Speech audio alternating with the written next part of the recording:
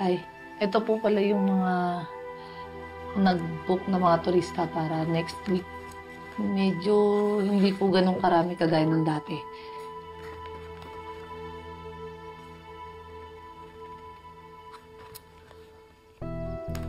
Kaya dapat masigasig tayo mag-promote ng daraitan. Para sa turismo yun Tuloy mo lang kasi pagpa-vlog mo.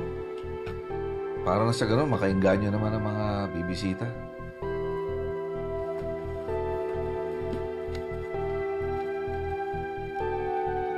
Nakikinig ka ba? Higit. Ho.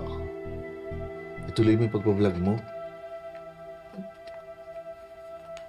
Opo.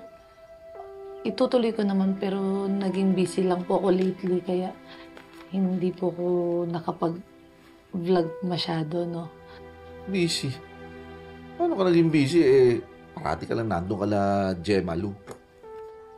Tsaka, usapan natin didistansya ka lang ng konti kay Tita Rica mo.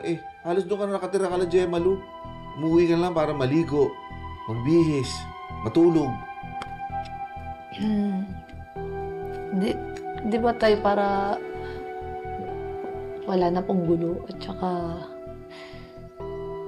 tayo alam po naman po na may tampo pa kayo sa akin kasi hindi ko po sinunod yung utos nyo na makipag-break ako kay Victor Tsaka para hindi na rin po kami magbangga ni Tita Rica tsaka ni Angela. Teka, kailan bang uwi niyang boyfriend mong foreigner? Tuloy ba yun? Opo. Sabi niya sa akin susurprise ka na lang daw po niya Sabihin mo rin sa kanya na maghanda siya dahil kakaliskisan ko siya. At kapag napatunayan ko na hindi magandang intention niya sa'yo, umanda siya sa akin, lagot siya. Opo. Oo nga, lagot siya. Sabihin ko nga yan. Teka.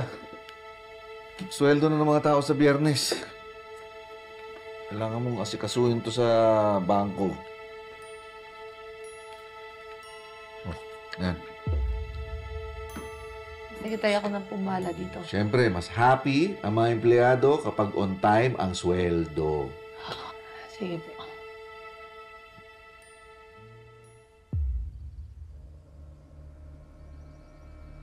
Naku naman, hindi man lang tayo umabot ni kalahati sa 150,000 na kailangan mo, Bish. Hirap na ako. Hindi ko alam kung saan lupalop ng earth ko hahagilapin kung kulang ko pang pera.